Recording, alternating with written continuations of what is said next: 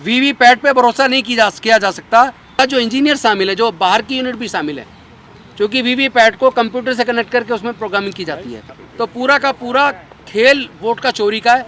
जो एक ब्यूरोक्रेट थे, एक IAS ऑफिसर थे, वो इलेक्शन ऑफिसर थे, उन्होंने खुद द क्विंट में ये रिपोर्ट दी है कि इस तरह वीवीपैट में और EVM में इस तरह घोटाला हो सकता है, चोरी वोट की हो सकती है, इस पर भरोसा नहीं किया जा सकता। हम किसी भी सूरत में EVM से चुनाव के पक्ष में नहीं है और आने वाले समय में बड़े बड़े खुलासे होंगे। आज छोड़ दो, EVM में किस किस तरीके से घोटाले हो रहे हैं उस पर हम लोग आपसे बात करेंगे। और EVM में घोटाले करके वोटर की वोट चोरी करने का मतलब है प्रजातांत्रिक अपराध। और इस अपराध में जो ऑफिसर्स या जो गवर्नमेंट के विभाग या जो एजेंसी शामिल होती हैं, हम ऐसा मानते हैं कि ये सही मायने में देशद्रोह है। क्योंकि देश के संविधान के हिसाब से प्रजातंत्र में जनता को ये भरोसा होना बहुत ज़रूरी है कि वो जिस प्रत्याशी को वोट दे रहे हैं उनका वोट उस प्रत्याशी को जा रहा है। अगर वोटर को इस बात पे भरोसा नहीं हो रहा कि उसकी वोट उसी प्रत्याशी को जा रही है जिसको वो वोट दे रहे हैं, और अगर सच मायने में उसकी वोट की चोरी हो रही है, तो ये देशद्रोह है। ये देश के संविधान के साथ, देश के प्रजातंत्र के साथ, देश की जनता के साथ धोखा है। पहले 2 मशीनें काम करती थी, एक बैलेट यूनिट होती थी, एक कंट्रोल यूनिट होती थी। बैलेट यूनिट चुनाव से पहले जब नॉमिनेशन फाइल हो जाते हैं और कौन सी मशीन किस विधानसभा में जाएगी, उससे पहले इलेक्शन ऑफिस से जुड़े हुए जो अधिकारी होते हैं उनके और इंजीनियर्स के बीच में बात होती थी, और उस बैलेट यूनिट के ऊपर जो जो प्रत्याशी वहाँ चुनाव लड़े उनकी चिट चिपकाई जाती थी।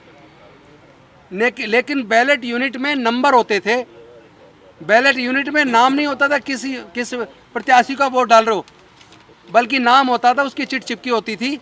और बैलेट यूनिट जो नंबर पे दबाया जाता था वो सूचना देती थी कंट्रोल यूनिट को। लेकिन चूंकि कंट्रोल यूनिट में सारी प्रोग्रामिंग की जाती थी, इसके ऊपर माननीय सर्वोच्च न्यायालय के अंदर केस डला, और केस डलने के बाद कोर्ट को ये भरोसा नहीं हुआ कि इसमें गड़बड़ी नहीं हो सकती, तो कोर्ट ने वीवीपैट लगाने की बात की कि सभी मशीनों में, सभी कंट्रोल यूनिट के साथ वीवीपैट लगाई जाए। उसके बाद वीवीपैट लगी, लेकिन साथ ही इस बात पे भी कोर्ट ने फैसला किया कि वीवीपैट की भी काउंटिंग कराई जाए। लेकिन इलेक्शन कमीशन ने उस बात को नहीं माना, और फिर वो सारी मशीनें काउंट करने की बजाय उन्होंने केवल 1% मशीनों को काउंट करने की बात की। लेकिन इसमें जो असली खेल हुआ है, क्यों वीवीपैट पे भरोसा नहीं किया जा सकता, उसका कारण है, जब पहले चुनाव हुआ था 2014 में, उस वक्त चुनाव के टाइम पर जो बैलेट मशीन होती थी, बैलेट यूनिट होती थी, वो कनेक्ट होती थी सीधी कंट्रोल यूनिट से। उसने बटन दबाया, उसने मैसेज कंट्रोल यूनिट को दिया, और कंट्रोल यूनिट मैसेज देती थी उसको, वीवीपैट को, और उसके बाद वो पर्ची दिखती थी, छपती थी, और वो नीचे गिर जाती थी। लेकिन गिनती पूरी नहीं हुई, और 2019 के चुनाव में क्या किया, पूरा खेल हो गया, वीवीपैट के साथ ही खेल हो गया। अब बैलेट यूनिट डायरेक्ट उसको नहीं बताती, कंट्रोल को, उसको सूचना नहीं देती कंट्रोल यूनिट को, बल्कि वो वीवीपैट को देती है, और वीवीपैट उसको फिर कंट्रोल यूनिट को देती है, और कंट्रोल यूनिट में वोट आपका रिकॉर्ड मेंटेन होता है।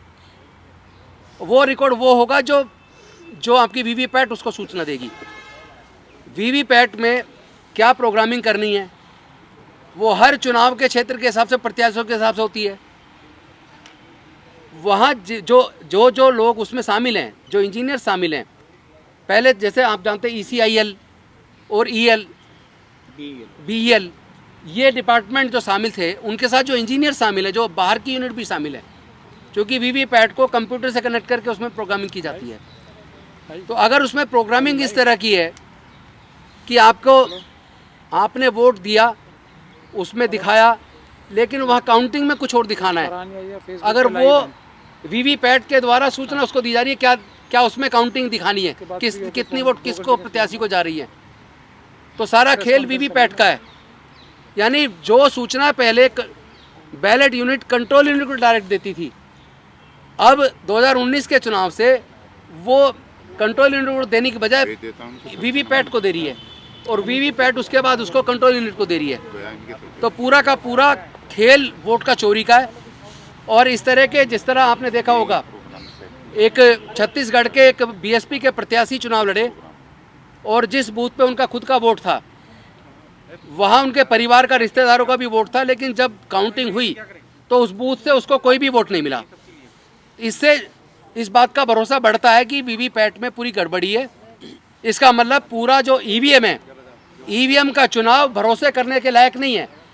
और ये जो मैंने अभी आपको बताया, इसके बारे में कन्नन गोपीनाथन, जो एक ब्यूरोक्रेट थे, एक IAS ऑफिसर थे, वो इलेक्शन ऑफिसर थे, उन्होंने खुद द क्विंट में ये रिपोर्ट दी है कि इस तरह वीवीपैट में और ईवीएम में इस तरह घोटाला हो सकता है, चोरी वोट की हो सकती है, इस पर भरोसा नहीं किया जा सकता। और वो IAS ऑफिसर खुद इलेक्ट्रॉनिक्स एंड कम्युनिकेशन में उन्होंने इंजीनियरिंग की है। तो उनको पूरा अपना रिसर्च वर्क के आधार पे उन सीनियर IAS ऑफिसर ने द क्विंट में ये पूरी की पूरी रिपोर्ट दी है। और वो रिपोर्ट, वो वीडियो आप लोगों ने देखी भी होगी। उस वीडियो को देखने के बाद ये कोई संदेह नहीं रह जाता, और ये जिम्मेदारी इलेक्शन कमीशन ऑफ इंडिया की है कि वो वोटर का भरोसा कायम करे। लेकिन फिर भी अगर इलेक्शन कमीशन ऑफ इंडिया इस जिद पे अड़ा हुआ है, और वो जाके अगर गांव में दिखवा रहा है कि देखो जी इसमें मशीन में गड़बड़ी हम डाल के दिखा रहे हैं, इस बात की क्या गारंटी है कि जिसके पास यूनिट, जिसके पास वो कंट्रोल में ईवीएम है, वीवीपैट है, जिसके कंट्रोल में, और जो प्रोग्रामिंग करते हैं, जो इंजीनियर्स उसमें इन्वॉल्व होते हैं, जो आउटसोर्स होते हैं, जो बाहर के प्राइवेट कंपनी से जुड़े हुए हैं, उनको विनोवर नहीं किया जा सकता। इस बात की क्या गारंटी है? क्योंकि जब अधिकारियों तक को विनोवर कर लिया जाता है या डरा दिया जाता है, जो इलेक्शन ऑफिसर होते हैं या जो रिटर्निंग ऑफिसर होते हैं, जहाँ काउंटिंग होती है, वहाँ आपने देखा होगा कई जगह सपा के उम्मीदवारों को, कई जगह बसपा के उम्मीदवारों को, कई जगह आरजेडी के उम्मीदवारों को, चाहे वो यूपी वाला चुनाव हो, चाहे बिहार वाला चुनाव हो, उन चुनावों के अंदर कई जगह बीएसपी के प्रत्याशी को, सपा के प्रत्याशी को, आरजेडी के प्रत्याशी को उन्होंने जीत डिक्लेयर कर दिया, लेकिन जीत का सर्टिफिकेट नहीं दिया। लेकिन उसके कुछ देर बाद उन अधिकारियों ने बीजेपी के लोगों को जीता हुआ डिक्लेयर करके उनको सर्टिफिकेट दे दिया। अब आदमी लड़ता रहे। और कितनी सारी कंप्लेंट्स उन्होंने इलेक्शन कमीशन ऑफ इंडिया में डाली हैं। अगर सपोज करो जिसको धोखे से हरा दिया, उसने इलेक्शन कमीशन ऑफ इंडिया में दोबारा गिनती की बात की और इलेक्शन कमीशन ऑफ इंडिया उसको रिजेक्ट कर देता, तो उसके बाद वो कोर्ट जाए, कोर्ट में लड़ता रहे, तारीख पे तारीख, 5 साल निकल गई। इस वजह से वो लोग फिर कोर्ट में भी नहीं लड़ पाते। और चूंकि इलेक्शन कमीशन ऑफ इंडिया भी टाइमली डिस्पोज ऑफ नहीं करता है, उनकी टाइमली हियरिंग करके कभी भी आप देखोगे रिकाउंटिंग तो कभी होती हमने देखी नहीं है। तो इस तरह जब इस तरह आमादा है, अगर कोई सरकारी तंत्र किसी पॉलिटिकल पार्टी या सत्ता के साथ मिल के अगर बेईमानी करना चाहे तो उस बेईमानी को कोई रोक पाना एकदम असंभव बात है। इसलिए ईवीएम पे हमें बिल्कुल भरोसा नहीं है। हम किसी भी सूरत में ईवीएम से चुनाव के पक्ष में नहीं है। और इसके लिए जो जन आंदोलन बना है वो बहुत मजबूत होता जा रहा है पूरे देश के अंदर, और आने वाले समय में बड़े बड़े खुलासे होंगे। नेशनल दस्तक की आपसे गुजारिश है कि अगर इसको बचाना चाहते हैं तो नेशनल दस्तक को सब्सक्राइब करने के लिए रेड कलर के सब्सक्राइब बटन को दबाएं, फिर बेल आइकन की घंटी दबाएं। नेशनल दस्तक को बचाने के लिए बहुत जरूरी है कि हर खबर को शेयर करें, लाइक करें, कमेंट जरूर करें।